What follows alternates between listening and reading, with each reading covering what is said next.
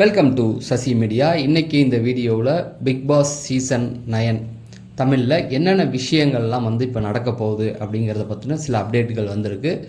அதை பற்றியும் யாரெல்லாம் வரப்போகிறா அப்படின்னு சொல்லி ஒரு புது லிஸ்ட்டு ஒன்று வந்திருக்கு. ஸோ இது எல்லாத்தையுமே இந்த வீடியோவில் நம்ம டிஸ்கஸ் பண்ணலாம். நீங்கள் இன்னும் நம்ம சேனலில் சப்ஸ்கிரைப் பண்ணால் சப்ஸ்கிரைப் பண்ணிட்டு பக்கத்தில் இருக்க பெல் ஐக்கானை கிளிக் பண்ணி ஆள் கொடுத்துருங்க. கண்டிப்பாக அந்த வீடியோ நீங்கள் லைக் பண்ணால் இன்னும் நிறைய பேருக்கு சஜஷன் ஆகும். அதனால் லைக் பண்ணிடுங்க. ஃபஸ்ட்டு எடுத்த உடனே இந்த ஃபஸ்ட்டு ப்ரோமோ விட்டுருக்காங்க. ஒன்றும் இல்லை, ஏன்னா இப்போ போன வாட்டிலாம் பார்த்தீங்கன்னா விஜய் சேதுபதி ஒரு மார்க்கெட்டில் போவார், அதை பண்ணுவார். ஒவ்வொருத்தவங்க அவருக்கு அட்வைஸ் பண்ணுற மாதிரியே இருந்தது. சேது நீ அதை பண்ணு, இதை பண்ணு, அப்படி இப்படின்னு சொல்லி ஒவ்வொரு இடத்துலையுமே அவர் எங்கே வாக்கிங் போகிறாரு, சாப்பிட போகிற இடத்துலலாம் அவருக்கு ஒரு அட்வைஸ் கொடுத்துக்கிட்டே இருந்தாங்க. அவரும் அதை கேட்டு செய்கிற மாதிரி போட்டாங்க. எப்படி அந்த ஆடை உருவாக்குனாங்களோ அதே போல் தான் அந்த எபிசோடையுமே அவர் கொண்டு போயிருந்தார். ஏன்னா கடைசி வரைக்கும் நம்ம அவருக்கு அட்வைஸ் சொல்கிற மாதிரியே அதை கொண்டு போயிட்டார். இப்படி பண்ணுங்க அப்படி பண்ணுங்க அப்படின்னு. சரி, ஃபஸ்ட்டு சீசன் முதல்ல உள்ளே வந்திருக்காரு. ரெண்டாவது பிபி டீமும் ஒரு பெரிய அளவுக்கு அவருக்கு ஒரு ஃப்ரீடம் கொடுக்க மாட்டாங்கன்னு தெரியும். அவங்க சொல்கிறத செய்ய வைக்கணும். கமல் சார் அவங்க சொன்னதை செய்யலை அப்படிங்கிறதுனால தான் அவரை தூக்கி அடித்தாங்க. அதுதான் உண்மை. ஏன்னா போன சீசன் அந்த தக் லைவ் ப்ரொமோவுக்காக வந்திருந்த கமல் சாரே அதை ஒத்துக்கிட்டார். சூப்பர் சிங்கருக்கு எதுக்கும் வந்திருந்தார். அப்போ பிரேக் எடுத்திருக்கேன், வரணும்னு சொன்னுங்க, வரேன் அப்படின்னு சொல்லிட்டு அங்கே இருக்க பாலா அவர்கள் கை காமிச்சு அவர் கோச்சிக்க போகிறாரு அப்படின்னு. அப்போ அதுலேருந்தே ஒரு உண்மை தெரியுது. அது அந்த பிரதீப் விஷயத்துலேருந்து பிபி டீமுக்கு கமல் சார் மேலே ஒரு வருத்தம் இருந்தது அப்படிங்கிறது. எதுக்கு இதை சொல்கிறேன்னா, அவங்க சொல்கிறத கேட்குறதுக்கு ஒரு ஆள் வேணும் அப்படிங்கிறது தான். அந்த இப்போ போன சீசனை பொறுத்த வரைக்கும் பார்த்தீங்க அப்படின்னா, விஜய் சேதுபதி பொறுத்த வரைக்குமே ஃபஸ்ட்டு எல்லா இடத்துலையுமே கொஞ்சம் ரூடாக பிஹேவ் பண்ண ஆரம்பித்தார். என்னென்னா அவங்கள அப்படியே கொஞ்சம் அப்படியே மட்டம் தட்டுறது, அவங்க ஏதாவது ஒன்று பண்ணால் உடனே தட்டி அவங்கள அமுக்கி வைக்கிறது, இந்த மாதிரியான வேலைகளை அவர் பிகினிங்லேயே அவர் ஸ்டார்ட் பண்ணார். அந்த 2வது வார டாஸ்க்லேயே பிடிச்சி அவங்கள அடித்து விட்டோன்னோ எல்லாம் அப்படியே உட்காந்துட்டாங்க. அந்த கேர்ள்ஸ் வர்சஸ் பாய்ஸ் அப்படின்னு சொல்லி ஃபஸ்ட்டு அந்த ஃபார்மேட்டே தப்பு. கேர்ள்ஸ் வர்சஸ் பாய்ஸ்ன்னு வச்சும்போதே இது எல்லாமே போயிடுச்சு. சரி, இதன் நிமித்தமாக என்ன ஆச்சு அப்படின்னா, அப்படியே எல்லாமே ரொம்ப டவுன் ஆனிச்சு. அவர் ஏதாவது சொன்னாங்க, உள்ளவனும் ரெஸ்பாண்ட் பண்ணாமல் அப்படியே உட்காந்துட்டாங்க. இப்படியே போணுச்சு. பட் அவருடைய அந்த ஹோஸ்ட் பண்ணுற விதம், அந்த டைமிங் காமெடி, கமல் சார் என்னென்ன பண்ணுவாரோ அந்த காமெடி, அந்த மாதிரியான விஷயங்கள்லாம் நல்லா சூப்பராகவே கொண்டு உள்ளே எடுத்துகிட்டு போனார். அதில் விஜிஎஸை நம்ம பாராட்டியே ஆகணும். அப்புறமேட்டுக்கு ஒரு 50-60 நாளுக்கு அப்புறமேட்டுக்கு போர் அடிக்காமல் ஓரளவுக்கு எபிசோடை தூக்கி நிறுத்திட்டார். அதில் எந்த மாற்று கருத்தும் கிடையாது. செலக்ட் பண்ணியிருந்த கண்டஸ்டன்ட்ஸ் எல்லாருமே பார்த்தீங்கன்னா மிச்சராகவே இருந்தாங்க. இந்த பக்கம் ஜாக்லின், அந்த பக்கம் முத்துக்குமரன், அப்புறமேட்டுக்கு சௌந்தர்யா, இப்படி ஒரு சிலர் பேர் கண்டென்ட் கொடுத்தாங்க. ஆனால் இந்த கண்டென்ட் யாரெல்லாம் கொடுக்க மாட்டாங்களோ அவங்களெல்லாம் சேவ் பண்ணி இதை ஒரு பொழப்பாகவே அவனை வச்சுருப்பாங்க. இந்த ஃபஸ்ட்டு சீசன்லேருந்து பார்த்தீங்கன்னா அவனுக்கு வேண்டிய ஆட்களை உட்கார வச்சுக்கிட்டு, அதாவது கண்டென்ட் கொடுக்குற ஆள்லாம் இப்போ செகண்ட் சீசனில் ஐஸ்வர்யா தத்தாவை வச்சுருந்தாங்க. ஏன்னா அந்த பொண்ணு வழியாக கண்டென்ட் சேவ் பண்ணி காப்பாற்றிட்டு இருந்தாங்க. ஆனால் போன சீசன் பார்த்தீங்கன்னா அந்த கண்டென்ட் கொடுக்காத மிச்சர்லாம் உட்கார வச்சு அவங்களுக்கு தேவை அப்படிங்கிறதுக்காக அதை புதுசாக வரவங்க அவங்களெல்லாம் தூக்கி அடித்து நாஸ்தி பண்ணிக்கிட்டே இருந்தாங்க. அதை போன வாட்டியும் தொடர்ந்து பண்ணிகிட்டு இருந்தாங்க. அதெல்லாம் சேர்ந்து தான் அந்த இதுவே டவுன் ஆகிடுச்சு. சரி, இப்போ இந்த சீசனும் கமல் சார் வருவான்னு நிறைய பேருடைய எதிர்பார்ப்புகள் இருந்தது. பட் விஜய் சேதுபதியே உள்ளே வராரு அப்படின்னும் போது, சரி விஜய் சேதுபதி இந்த வாட்டி போன வாட்டி ஒரு எக்ஸ்பீரியன்ஸ் அவருக்கு இருக்குது, அதை வச்சு இந்த வாட்டி சூப்பராக கொண்டு வந்துடுவார் அப்படிங்கிற மாதிரி தான் எல்லாமே. இப்போ தெலுங்குலாம் பார்த்தீங்க அப்படின்னா, ஹிந்தி எல்லா இடத்துலையுமே போடுற அந்த ஃபஸ்ட்டு ப்ரோமோ பார்த்தீங்கன்னா நிறைய விஷயங்கள் சொல்கிறாங்க. நம்ம இதில் மட்டும்தான் எதுவுமே இல்லாமல் சும்மா அவர் உட்கார்றாரு, திரும்புகிறாரு, இதில் என்னங்க இருக்குது அப்படிங்கிற மாதிரி தான் இருந்தது. அதை உடனே சோஷியல் மீடியாலாம் மாசா பண்ணுறாரு, அதை பண்ணுறாரு. என்னையா மாசு இருக்குது அதில்? அவர் திரும்புகிறாரு, அப்படியே அந்த ஹை லோகோவை லைட்டாக காமிக்கிறாங்க. இதில் என்ன இருக்குது எனக்கு ஒன்றுமே புரியல.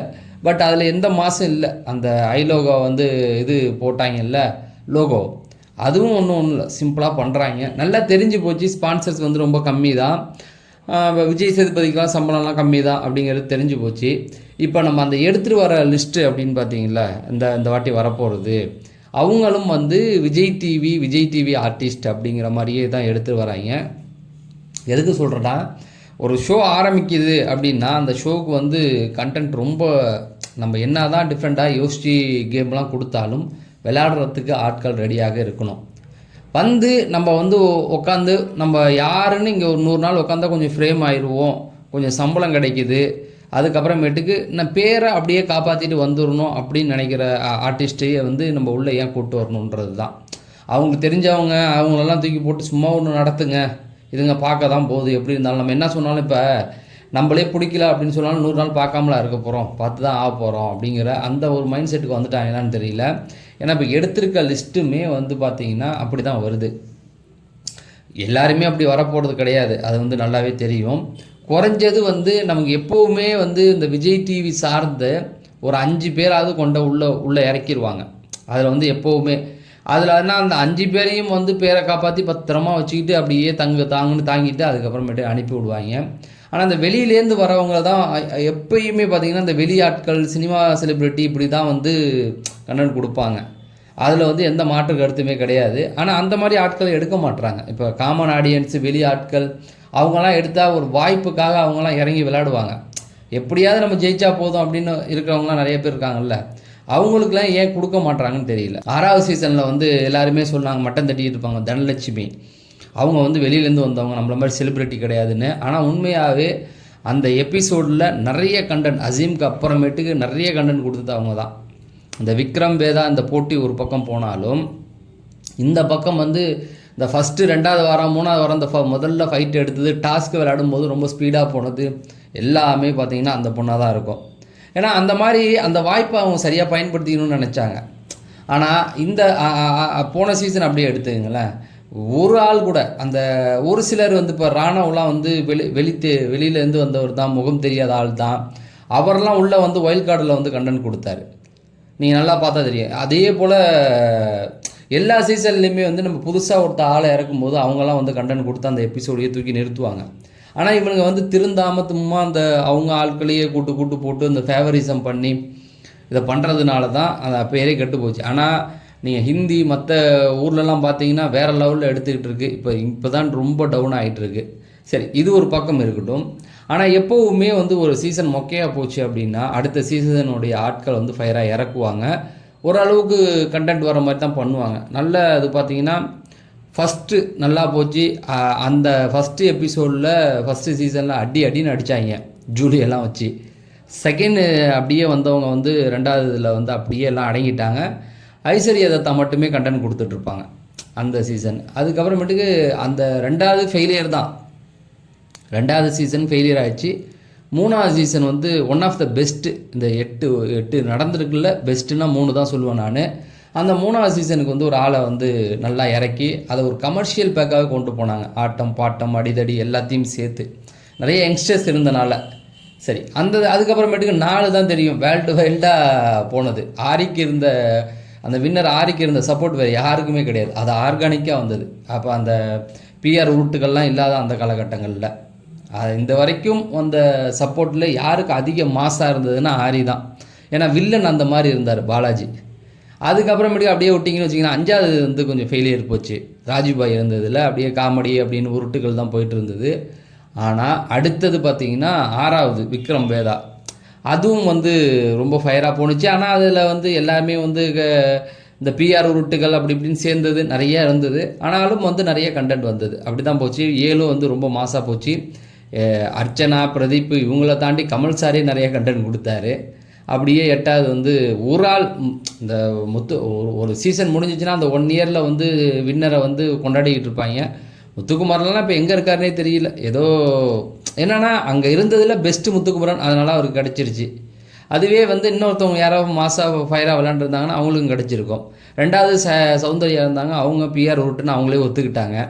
இப்படி தான் போயிட்டு இருந்தது. சரி, இதெல்லாம் ஒரு பக்கம் இருக்க, இந்த 9வது சீசனை பொறுத்த வரைக்கும் ஒரு பாடம் எல்லாருக்குமே கிடச்சிருங்க. ஏன்னா போன வாட்டி வந்து எல்லாருமே கதறிட்டாங்க.